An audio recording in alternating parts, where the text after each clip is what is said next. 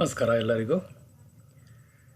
ಬೆಂಗಳೂರು ಉತ್ತರ ವಿಶ್ವವಿದ್ಯಾಲಯದ ತೃತೀಯ ಸೆಮಿಸ್ಟರ್ BA ರಾಜ್ಯಶಾಸ್ತ್ರ ಪತ್ರಿಕೆ 3 ಸಾರ್ವಜನಿಕ ಆಡಳಿತ ಮತ್ತು ಪ್ರಕ್ರಿಯೆಗಳು, ಇದರಲ್ಲಿ module number 1 session number 10 topic ಮಂಡಳಿಗಳು ಮತ್ತು ಆಯೋಗಗಳು. BNU third semester BA political science paper 3 public administration and process. Module number 1 session number 10. The topic is boards and commissions. ಮಂಡಳಿಗಳು ಇಲಾಖೆಯ ಅಧಿಕಾರಗಳನ್ನು ಹಲವು ವ್ಯಕ್ತಿಗಳಿರುವ ಅಂಗದಲ್ಲಿ ನೀಡಿದರೆ ಅದನ್ನು ಮಂಡಳಿ ಪದ್ಧತಿ ಎನ್ನುತ್ತಾರೆ. ಇಲಾಖೆಯ ಅಧಿಕಾರಗಳನ್ನು ಹಲವು ವ್ಯಕ್ತಿಗಳಿರುವ ಒಂದು ಗುಂಪಿಗೆ ನೀಡಿದರೆ ಅದನ್ನೇ ಮಂಡಳಿ ಪದ್ಧತಿ ಅಂತಾರೆ. ಉದಾಹರಣೆಗೆ ಬೋರ್ಡ್ ಆಫ್ ರೆವಿನ್ಯೂ, ರೈಲ್ವೆ ಮಂಡಳಿ. ಇದಕ್ಕೆ ಪ್ರತಿಯಾಗಿ ಇಲಾಖೆಯ ಅಧಿಕಾರಗಳನ್ನು ಸಾಮಾನ್ಯವಾಗಿ ಒಬ್ಬ ವ್ಯಕ್ತಿಗೆ ನೀಡಿದರೆ ಅದನ್ನು ಕಚೇರಿ ಪದ್ಧತಿ ಅಂತಾರೆ. ಸರ್ಕಾರದ ಕಾರ್ಯನೀತಿಯು ಇನ್ನೂ ನಿರ್ಧಾರವಾಗದೆ ಅದರ ಬಗ್ಗೆ ಚರ್ಚೆ ನಡೀತಾ ಇದ್ದರೆ ಈ ಪದ್ಧತಿಯನ್ನು ಅಳವಡಿಸ್ಕೊಳ್ಬೇಕಾಗುತ್ತೆ. Boards. The terms board, council, committee, commission and tribunal are all legal terminologies and are formed as per requirements. Sometimes they coexist in the same organization. They are not mutually inclusive. In the case of government bodies, the relevant act that regulates that specific government body empowers the formation of such groups. In such cases, the act specifically mentions the type of group that will be formed according to the requirements of that body. ಮಂಡಳಿಯ ವಿಧಗಳೇನು ಅಂತ. ಮಂಡಳಿಗಳಲ್ಲಿ ಮುಖ್ಯವಾಗಿ 3 ವಿಧಗಳಿವೆ. ಅವುಗಳೆಂದರೆ ಆಡಳಿತ ಮಂಡಳಿ number 1, number 2 ಸಲಹಾ ಮಂಡಳಿ, number 3 ಶಾಶ್ವತ ಮಂಡಳಿ ಅಥವಾ ಇಲಾಖಾ ಮಂಡಳಿ. ಈಗ ಮೊದಲನೇದಾಗಿ ಆಡಳಿತ ಮಂಡಳಿ ಅಂದರೆ ಏನು? ಆಡಳಿತ ಮಂಡಳಿ ಇದರಲ್ಲಿ 2 ಅಥವಾ 2ಕ್ಕಿಂತ ಹೆಚ್ಚಿನ ಸದಸ್ಯರಿರ್ತಾರೆ. ಇದು ಇಲಾಖೆಯ ಮುಖ್ಯ ಸ್ಥಾನದಂತೆ ಕಾರ್ಯನಿರ್ವಹಿಸುತ್ತದೆ. ಆಡಳಿತ ಮಂಡಳಿಯ ಎಲ್ಲ ಸದಸ್ಯರಿಗೂ ಇಲಾಖೆಯ ಆಡಳಿತ ಜವಾಬ್ದಾರಿ ಮತ್ತು ಇಲಾಖೆಯ ಆಡಳಿತ ನೀತಿಗೆ ಸಂಬಂಧಿಸಿದ ಜವಾಬ್ದಾರಿ ನೀಡಲಾಗಿರುತ್ತದೆ. ಉದಾಹರಣೆಗೆ ಸೆಂಟ್ರಲ್ ಬೋರ್ಡ್ ಆಫ್ ರೆವಿನ್ಯೂ, ಕಂದಾಯ ಇಲಾಖೆ, ಇಲಾಖೆಯ ಮುಖ್ಯಾಧಿಕಾರಿಯಾಗಿ ಇದು ಕಾರ್ಯನಿರ್ವಹಿಸುತ್ತಿರುತ್ತದೆ. Types of board. There are 3 main types of boards, namely number 1 governing council, number 2 advisory board, number 3 permanent or departmental board. First one is governing council or administrative board. First type. It may be also called as administrative board. First one. It consists of 2 or more members serving as the head of the department. All members of the governing body were given responsibility for the administrative and departmental administration of the department, such as the central board officer. ಎರಡನೇದಾಗಿ ಸಲಹಾ ಮಂಡಳಿ, advisory board or advisory council. ಸಲಹಾ ಮಂಡಳಿಯು ಇಲಾಖೆಯ ಮುಖ್ಯಸ್ಥರಿಗೆ ಸಲಹೆ ನೀಡುತ್ತದೆ. ಬಹುತೇಕವಾಗಿ ಇದು ಇಲಾಖೆಯ ಮುಖ್ಯಾಧಿಕಾರಿಯ ಜೊತೆಯಲ್ಲಿಯೇ ಇರುತ್ತದೆ. ಇದು ಸಲಹೆ ನೀಡುವ ಕಾರ್ಯವನ್ನು ನೀಡುತ್ತದೆ. ಇದು ತಾಂತ್ರಿಕ ತಜ್ಞರಿಂದ ಕೂಡಿರುತ್ತದೆ. ಇದನ್ನೇ ಸಲಹಾ ಮಂಡಳಿ ಅಂತಾರೆ. Second one advisory board or advisory council.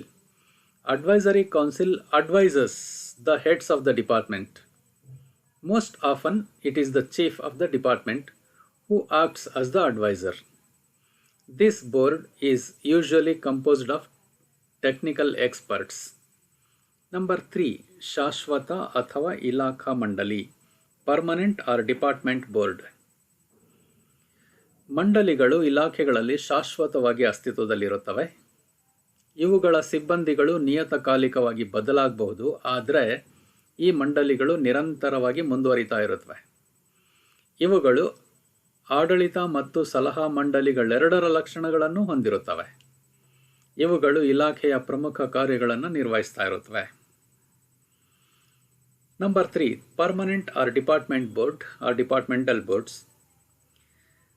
exist permanently in departments and their staff may change periodically. Boards continue to exist. These perform the functions of department. ಮಂಡಳಿಗಳ ಅನುಕೂಲಗಳೇನು ಅಂತ. What are the advantages of boards? Let us discuss one by one the main important advantages of the system of boards. First one, ವಿವಿಧ ಪಕ್ಷಗಳ ವಿಭಿನ್ನ ಹಿತಾಸಕ್ತಿಯನ್ನು ತೀರ್ಮಾನಿಸಲು ಸಹಾಯ ಮಾಡುತ್ತದೆ. ವಿಭಿನ್ನ ಹಿತಾಸಕ್ತಿಗಳನ್ನು ತೀರ್ಮಾನಿಸಲು ಸಹಾಯ ಮಾಡುತ್ತೆ. ಎರಡನೇದಾಗಿ, ಖಾಸಗಿ ಹಿತಾಸಕ್ತಿಗಳ ಮೇಲೆ ಪ್ರಭಾವ ಬೀರುವ ನಿಯಂತ್ರಣ ಅಧಿಕಾರ ಚಲಾಯಿಸಬೇಕಾದ್ರೆ ಮಂಡಳಿಗಳಿರಬೇಕಾಗುತ್ತೆ. ಮೂರನೇದಾಗಿ, ರಾಜಕೀಯ ಪಕ್ಷಗಳಿಗೆ ಸಮಾನ ಪ್ರಾತಿನಿಧ್ಯ ನೀಡಿ ರಾಜಕೀಯ ಪ್ರಭಾವನ ಕಡಿತಗೊಳಿಸಬೇಕಾದ್ರೆ ಮಂಡಳಿಗಳಿರಬೇಕಾಗುತ್ತೆ. ನಾಲ್ಕನೇದಾಗಿ, ಆಡಳಿತದ ಮೇಲೆ ಬಾಹ್ಯ ಒತ್ತಡ ತಪ್ಪಿಸೋದಕ್ಕೋಸ್ಕರ ಮಂಡಳಿಗಳಿರಬೇಕಾಗುತ್ತೆ. ಸಮಾಜದ ವಿವಿಧ ವರ್ಗಗಳ ನಡುವೆ ಸಮನ್ವಯ ಮೂಡಿಸೋದಕ್ಕೂ ಮಂಡಳಿಗಳು ಇರಬೇಕಾಗುತ್ತೆ. Advantages of boards. Number 1, boards helps to decide the different interests of different parties. Second one, boards are required to exercise regulatory authority that affects private interests. Number 3, boards provide equal representation to all political parties to reduce political influence. Number 4, external pressure on administration can be avoided. External pressure of administration can be avoided. External pressure on administration can be avoided. Number 5, coordination among different sections of society can be maintained.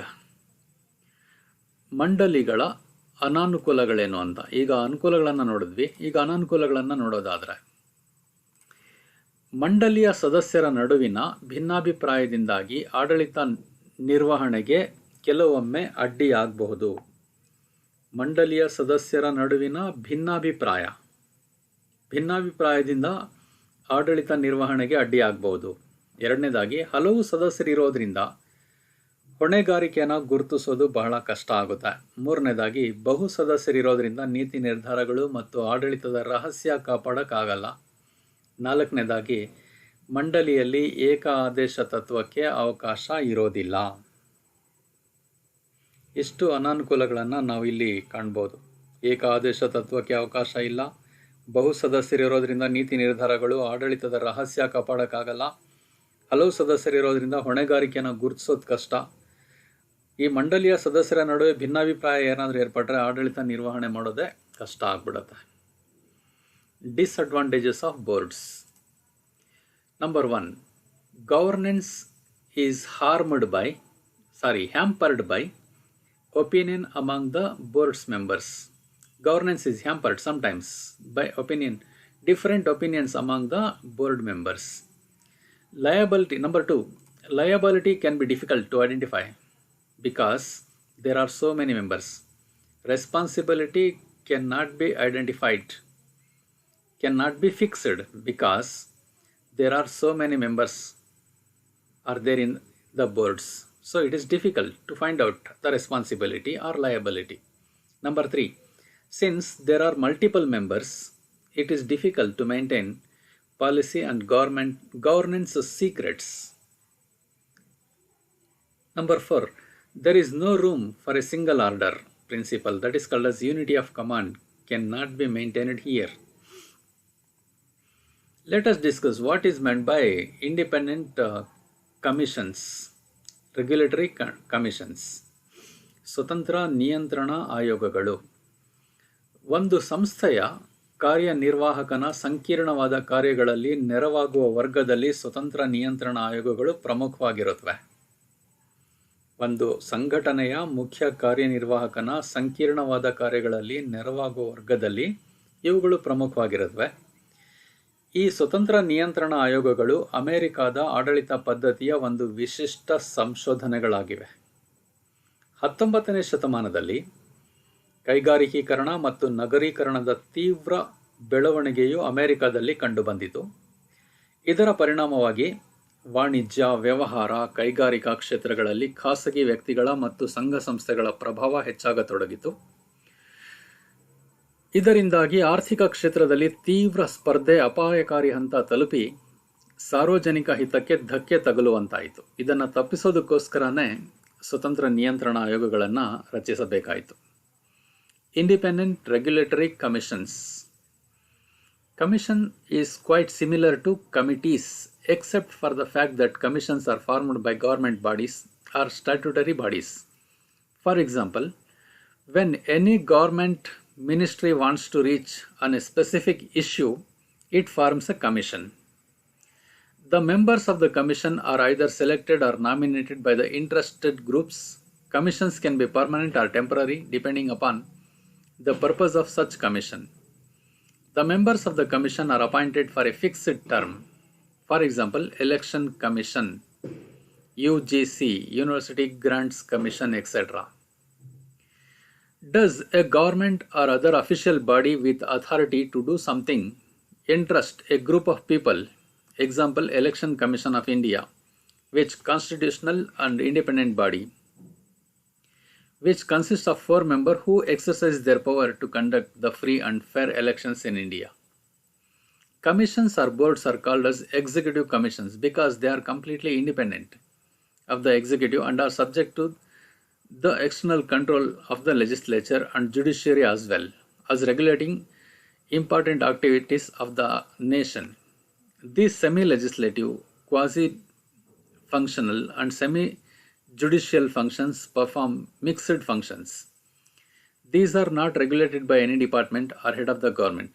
In USA, these are called as Congress shoulders because they are directly responsible to American Congress. They are also known as autonomous islands, being outside the departmental system that is under the chief executive. For example, the US Tax Commission, the Nuclear Regulatory Commission, the National Labor Relations Council, the Civil Aviation Council, etc. They are all examples for commissions. This commission system first came into existence in America in 19th century because of some reasons. In India, commissions are not fully autonomous but in some respects functions independently, such as the Public Service Commission, UPSC. ಪ್ರಮುಖ ಲಕ್ಷಣಗಳು ಹೇಗಿರುತ್ತೆ, ಆಯೋಗಗಳ ಲಕ್ಷಣಗಳೇನು ಅಂತ. What are the characteristics or features of commissions? ಆಯೋಗಗಳು ಶಾಸಕಾಂಗ ರಚಿಸಿದ ಕಾಯ್ದೆಗಳ ಪ್ರಕಾರ ಸ್ಥಾಪನೆಯಾಗಿರುತ್ತವೆ. ಶಾಸಕಾಂಗ ರಚಿಸಿದಂತಹ ಕಾಯ್ದೆಗಳ ಸ್ಥಾಪನೆಯಾಗಿರುತ್ತವೆ. ಆಯೋಗಗಳು ಮಂಡಳಿಗಳ ರೂಪದಲ್ಲಿ ಸಂಘಟನೆ ಆಗಿರುತ್ತವೆ. ಇವುಗಳು ಸಂಯುಕ್ತ ಲಕ್ಷಣವನ್ನು ಹೊಂದಿರುತ್ತವೆ. ಇವುಗಳ ಸದಸ್ಯರು ನಿರ್ದಿಷ್ಟ ಅಧಿಕಾರಾವಧಿಯನ್ನು ಹೊಂದಿರ್ತಾರೆ. ಮೊದಲನೇದಾಗಿ ಶಾಸಕಾಂಗ ರಚಿಸಿದ ಕಾಯ್ದೆಗಳ ಪ್ರಕಾರ ರಚನೆ ಆಗಿರುತ್ತವೆ ಇವು. ಎರಡನೇದಾಗಿ ಮಂಡಳಿಗಳ ರೂಪದಲ್ಲಿ ಸಂಘಟಿತಗೊಂಡಿರುತ್ತವೆ. ಮೂರನೇದಾಗಿ ಇವುಗಳು ಸಂಯುಕ್ತ ಲಕ್ಷಣವನ್ನು ಹೊಂದಿರುತ್ತವೆ. ಇವುಗಳ ಸದಸ್ಯರು ನಿರ್ದಿಷ್ಟ ಅಧಿಕಾರಾವಧಿಯನ್ನು ಹೊಂದಿರ್ತಾರೆ. ಇವುಗಳಿಗೆ ಸಂಪೂರ್ಣ ಹಣಕಾಸಿನ ಜವಾಬ್ದಾರಿ ಇರುತ್ತದೆ, ಆದರೆ ಲಾಭದ ಗುರಿ ಇರೋದಿಲ್ಲ. ಇವುಗಳು ಅರೆ ಶಾಸನೀಯ, ಅರೆ ಕಾರ್ಯಾಂಗೀಯ ಮತ್ತು ಅರೆ ನ್ಯಾಯಾಂಗೀಯ ಕಾರ್ಯಗಳು ಅಂದರೆ ಮಿಕ್ಸ್ಡ್ ಫಂಕ್ಷನ್ಸನ್ನು ಇರುತ್ತವೆ, ಮಿಶ್ರಣ ಕಾರ್ಯಗಳನ್ನು ನಿರ್ವಹಿಸುತ್ತವೆ. ಇವುಗಳು ಮುಖ್ಯ ಕಾರ್ಯನಿರ್ವಾಹಕನಿಗೆ ಜವಾಬ್ದಾರಿಯಾಗಿರುವುದಿಲ್ಲ ಹಾಗೂ ಆತನಿಗೆ ಯಾವ ವರದಿಯನ್ನು ಸಲ್ಲಿಸಬೇಕಾಗಿಲ್ಲ. ಆದ್ದರಿಂದ ಇವುಗಳನ್ನು ಸ್ವಾಯತ್ತ ದ್ವೀಪಗಳು ಅನ್ನುತ್ತಾರೆ, ಸ್ವತಂತ್ರ ದ್ವೀಪಗಳು, ಇಂಡಿಪೆಂಡೆಂಟ್ ಐಲ್ಯಾಂಡ್ಸ್ ಅಂತ ಕರೀತಾರೆ. Key features of commissions. Number 1. Commissions are established in accordance with the statutes created by the legislature. They are established in accordance with the statutes created by the legislature. Commissions are organized as boards. These have a federal characteristics. Fourth one, members have definite term of office. Fifth one, these commissions have full financial responsibility but no profit target. These are semi-legislative, semi-executive or semi-functional and semi-judicial functions that performs a mixture of functions. These are not responsible to the chief executive and he does not need to submit any report, so that they are called as independent islands. The commissions are called as independent islands. What are the advantages of commissions? ಅನುಕೂಲಗಳು. ಇವುಗಳು ಅಧಿಕಾರಶಾಹಿಯ, ಶಾಸನೀಯ, ಕಾರ್ಯಾಂಗೀಯ ಮತ್ತು ನ್ಯಾಯಾಂಗದ ಕಾರ್ಯಭಾರವನ್ನು ಸ್ವಲ್ಪ ಮಟ್ಟಿಗೆ ಕಡಿಮೆ ಮಾಡುತ್ತವೆ. ನೌಕರಶಾಹಿಯ ಅಥವಾ ಆಡಳಿತದ ಕಾರ್ಯಭಾರನ ಕಡಿಮೆ ಮಾಡುತ್ತವೆ. ಎರಡನೇದಾಗಿ ಇವುಗಳು ಪಕ್ಷ ರಾಜಕೀಯದ ಪ್ರಭಾವದಿಂದ ಹೊರಗುಳಿದು ಕಾರ್ಯನಿರ್ವಹಿಸುತ್ತವೆ. ಉದಾಹರಣೆಗೆ ಭಾರತದಲ್ಲಿ ಚುನಾವಣಾ ಆಯೋಗ ಪಕ್ಷ ರಾಜಕೀಯದಿಂದ ದೂರ ಇರುತ್ತವೆ. ಮೂರನೇದಾಗಿ ಇದರಲ್ಲಿ ಆಡಳಿತ ಸಾಮಾನ್ಯ ವರ್ಗ ಮತ್ತು ವಿಶಿಷ್ಟ ವರ್ಗಗಳೆರಡನ್ನೂ ಸಮನ್ವಯಗೊಳಿಸುತ್ತೆ. ನಾಲ್ಕನೇದಾಗಿ ಇವುಗಳಲ್ಲಿ ರಾಜಕಾರಣಿಗಳು, ಆಡಳಿತಗಾರರು, ಶಿಕ್ಷಣ ತಜ್ಞರು ಮತ್ತು ತಂತ್ರಜ್ಞರ ಸೇವೆಯನ್ನು ಒಗ್ಗೂಡಿಸಿ ಅದರ ಪ್ರಯೋಜನವನ್ನು ಸಮಾಜಕ್ಕೆ ನೀಡಬಹುದು. Advantages: These commissions reduce the bureaucratic, legislative and judicial functions. The burden of the government can be reduced. These are functions that are out of the reach of political influence, such as Election Commission in India performs non-politically. In this, the administration harmonizes both general and specific classes. In this, politicians can bring together the service of administrators, educators and technicians.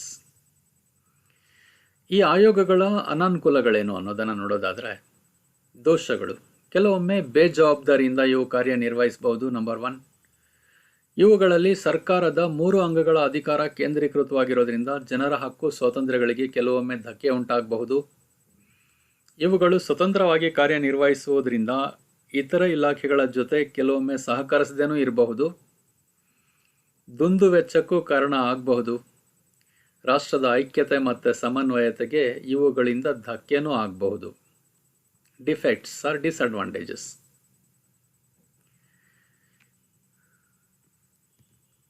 The commissions can sometimes act irresponsibly. The centralization of legislative, executive and judicial powers in commissions can jeopardize the rights and freedoms of the people. Number 3, these operate independently and do not cooperate with other departments. Sometimes commissions can be costly, expensive. Commissions may threaten the unity and coordination of the nation's governance. Thank you.